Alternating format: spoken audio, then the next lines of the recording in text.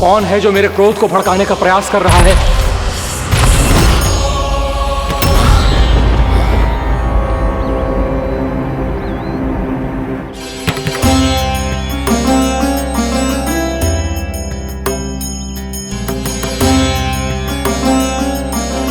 अभी क्या देखा मैंने? किसके पांव थे वो?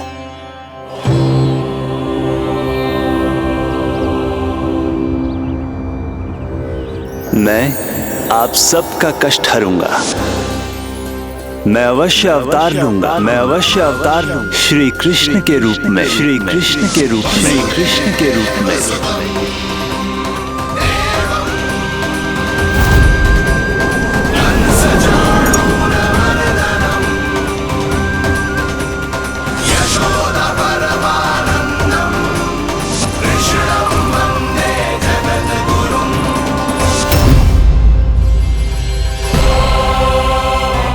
नहीं, नारायण चोरी नहीं कर सकते। अवश्य ये कोई पाखंडी है। यदि मेरा आभास सही है तो अब न ये मेरे क्रोध से बच पाएगा और न ही मेरे श्राप से। न ये मेरे क्रोध से बच पाएगा और न ही मेरे श्राप से।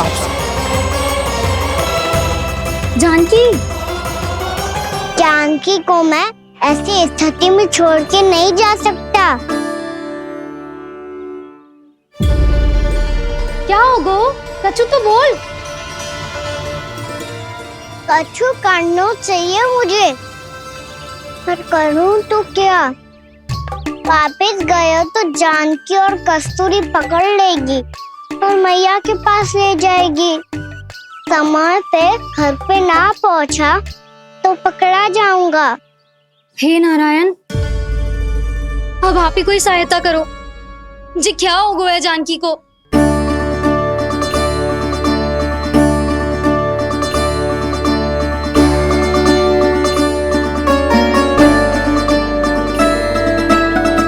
कस्तूरी, कस्तूरी, कस्तूरी।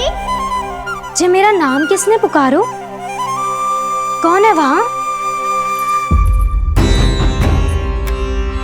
रानी भाभी,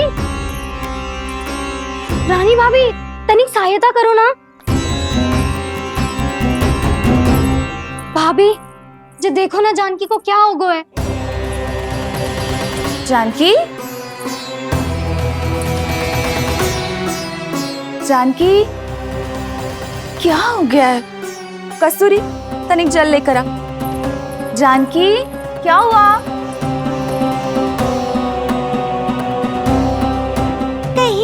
ये तो नहीं सोच रहे प्रभु कि बड़ी माँ थोड़ी देर में मैया को भी यहाँ बुला लेंगी? हाँ, और तब मैं निश्चिंत होकर घर जा पाऊंगा। पर प्रभु, यदि मैया को घर से निकलने से पहले ही पता चल गया कि आप घर पर नहीं हैं, तो क्या होगा? ना, कुछ तो गड़बड़ है। कहीं चोट लगने का तो प्रभाव ना है कि जे इतना सो रहा है। यदि मैया को आपकी अनुपस्थिति का पता चल गया तो क्या करेंगी वो? यशोदा, मुझे लगता है कि तुम्हारा मन ना आजकल ढूंढने लगो है कि कहीं से तुम्हें चिंता मिल जाए और तुम उसे व्यर्थ में ही ले लो। कहना क्या चाहते हो आप? यही कि तुम्हारा लल्ला कितनी शांति से सो रहा है और तुम यहाँ उसकी चिंता कर रही। सुबह की चोट को तो कब का भूल गए हो।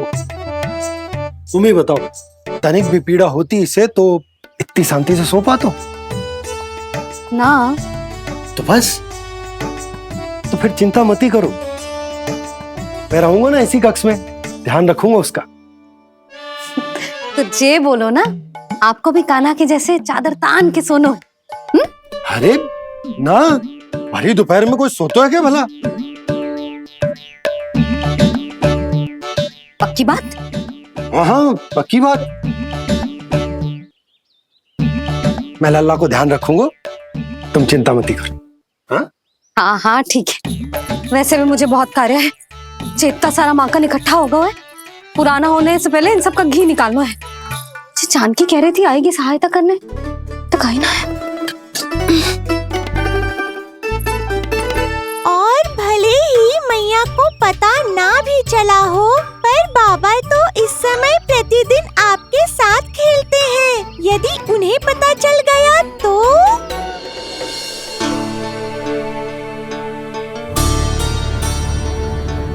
देखा मैया कितनी चिंता करती है तेरी। एक बार बाबा को पता चल गया तो फिर मैया को तो पता चलना ही है। उनसे अधिक देर तक छिपा नहीं पाएंगे बाबा।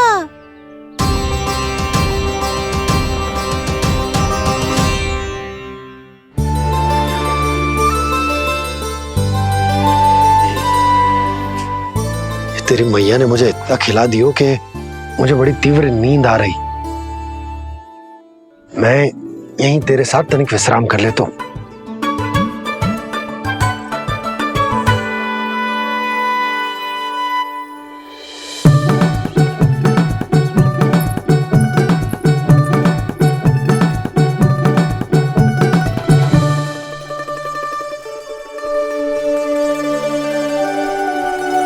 पता था मुझे यही होने वाला है।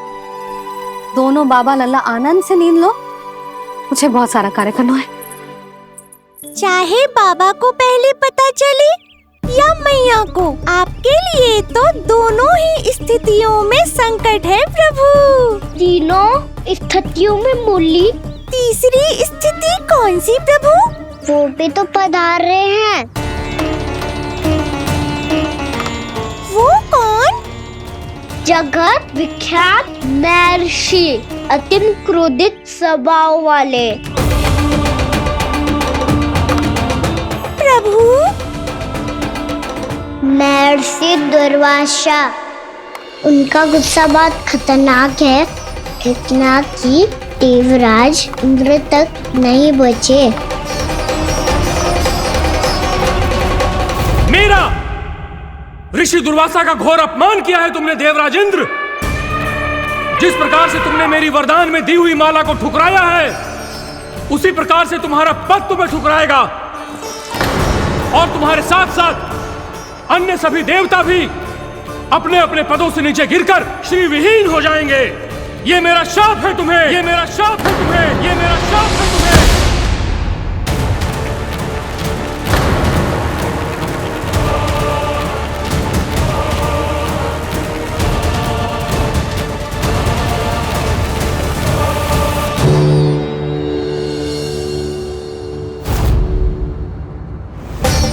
उनकी अर्धांगिनी को भी उनकी क्रोध का सामना करना पड़ा।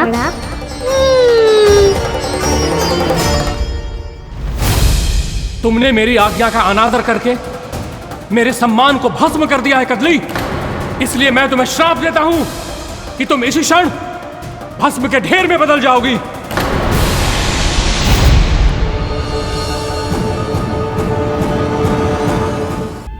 ये क्या किया महर्षि आपने?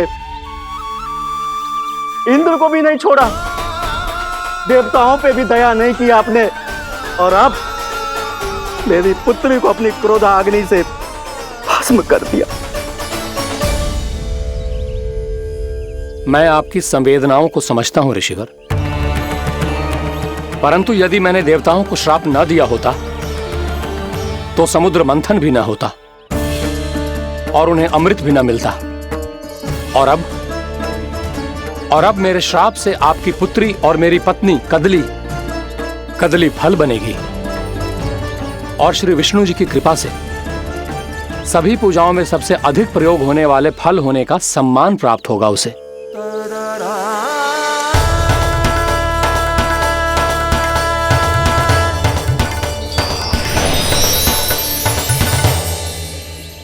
पर इससे आपके क्रोधी प्रवृत्ति को उचित नहीं ठहराया जा सकता।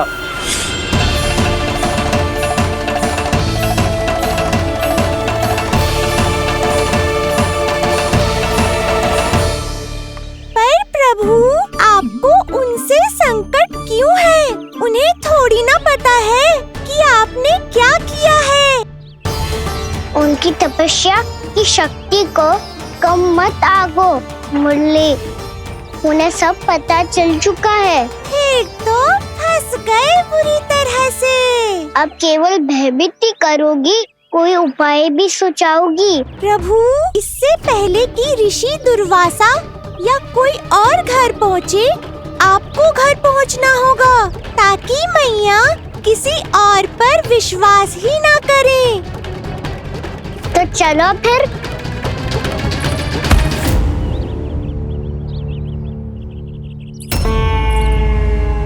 कान्हा, लगी तो नहीं तुझे? भाग तो ऐसे रहा था जैसे पीछे कोई चक्रवात आ रहा हो। चक्रवाती आरोह है ताऊ, रोड का चक्रवात।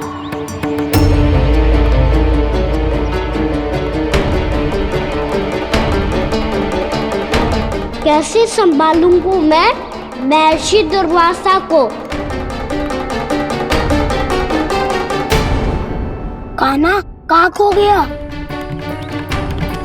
और ये माखन क्यों लगा है तेरे मुंह पे?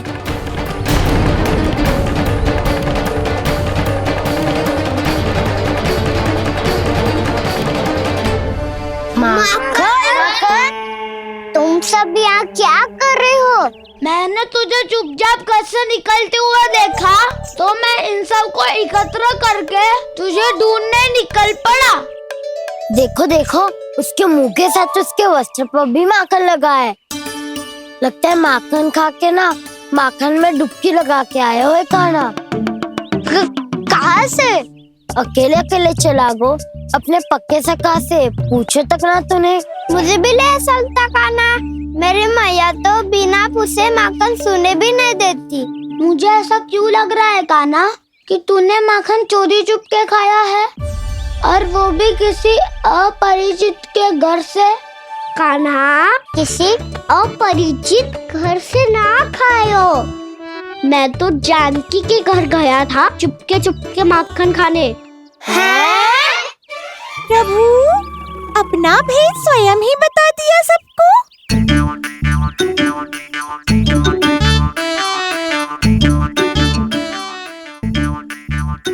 मेरा अर्थ है कि जानकी का घर खुला था तो मैं भीतर चले गयो।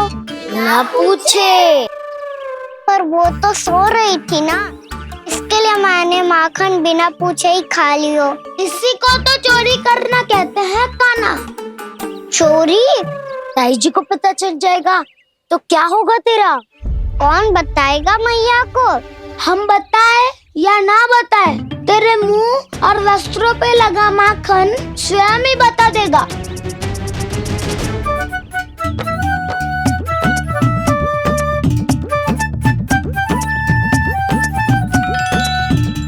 माखन तो आपके वस्त्रों पे भी लगा है दाऊ। ये तो तब लगा होगा जब तू मुझसे टकराया था। हाँ, मैया तो यही सोचेगी ना कि आप मेरे साथ ही थे। अब बताओ, कौन बताएगा मैया को? वसंता भी ने तो सुना है, ये बताएगा। सोच ले वसंता, मैया को मेरी बुराई सुन के क्रोध आया तो? नाना, मैं ना बताऊंगा। जब तक मुझसे सीधे सीधे प्रश्न ना किए जाए तब तक मैं कुछ ना बताऊंगा। यदि यहाँ सत्यवादी मधुमंगल होता तो वो पक्का बता देता। तब तो अच्छा है वो यहाँ नहीं है। मैं बताऊंगा ताई जी को, क्योंकि मुझे ताई जी ने सब सूचना देने को कहा था। कब? सुबह जब मैं ताई जी को पूजा के फूल देने को गया था। सुन, तेरी आंख के सामने कछु उल्टा सीधा हो या कोई अत्यधिक शरारत करे तो सीधे आके मुझे सूचना दियो, समझ गो? ना बताएगो ना तो मैं कान्हा को बाहर भेजने की आज्ञा वापस ले लूंगी। नाना, आप आगे वापस मत देना, मैं सब बताऊंगा। इसलिए आपको तो ताई जी को बताना पड़ेगा। अर्थात मैया ने आपको बाहर भेजने से पहले ही गुप्तचर की व्यवस्था कर ली थी। मैंने वचन दिया है। मेरी आंखों के सामने कुछ भी उल्टा सीधा हुआ तो मुझे सूचना देनी पड़ेगी। पर तेरी आंखों के सामने कुछ उल्टा सीधा हुआ ही ना, वो बातों में उलझा रखा ना, मुझे बताना चाहिए ना तो अनुचित होगा बलराम।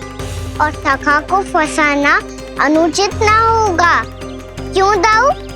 ये निर्णय मैं कैसे करूं? तो और कौन करेगा? टीचर।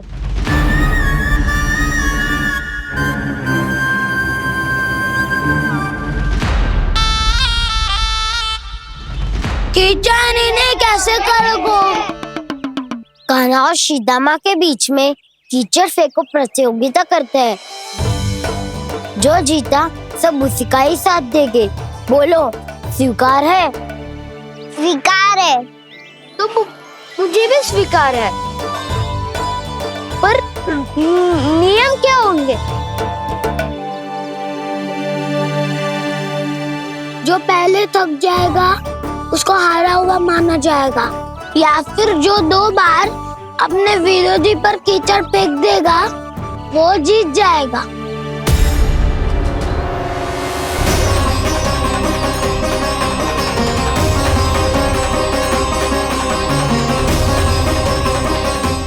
माखन चोरी की घटना के कारण महर्षि पहले ही क्रोधित है। अब कीचड़ से खेलता हुआ देखकर उन्हें और क्रोध ना आ जाए। कहना, तेरा ध्यान कहाँ है? खेल आरंभ होने वाला है। अब चुनौती स्वीकार कर ली है तो खेलना तो पड़ेगा ही।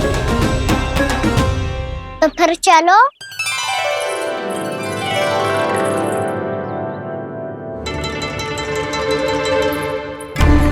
अरे हटो हटो, तनिक धुआं तो जाने दो। तनिक नजर उतार लूं मैं। अरे वैद्य जी उपलब्ध ना है, मथुरा गए हुए हैं। इसकी स्थिति का उपचार किसी वैद्य के पास भी ना होगा, पर मेरे पास है।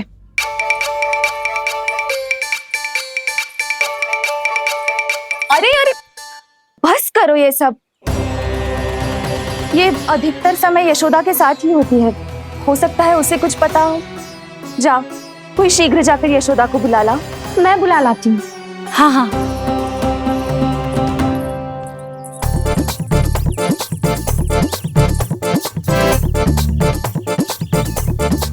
मैं ही बनूंगा निर्णायक। नाना, इसे ना बनना चाहिए। ये तो कान्हा के हाँ में हाँ मिलाता है। बलदाव को ही बनना चाहिए निर्णायक। हाँ हाँ, बलदाव को ही निर्णायक करना चाहिए।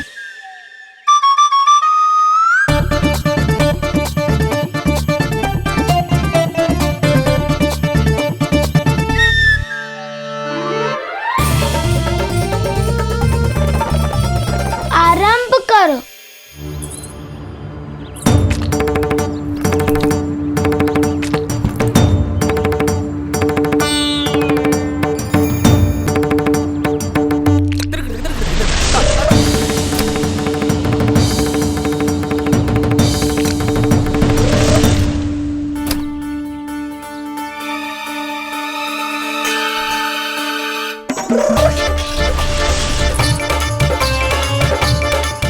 वाह, क्या सटीक लगता भेजा है सीधा मैंने। एक बार मैंने भी ऐसे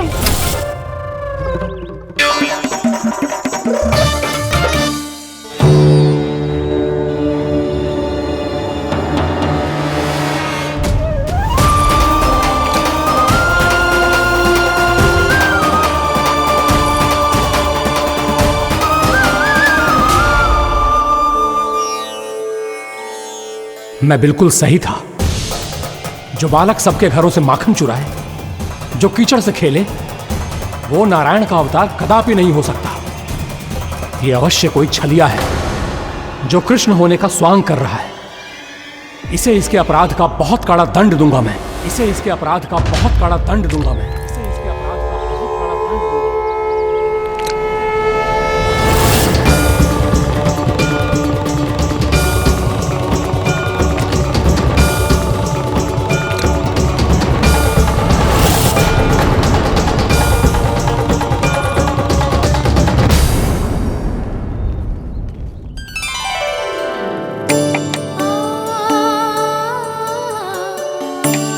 घी बनने की सुगंध से दौड़ा चला तो है, जे सोच के कि मैया कछु विशेष बना रही है। चेतु अभी तक सो रहा है। बहुत समय हो गया है, बिना कछु खाए पिए सो गया है। जाके उठाती हूँ।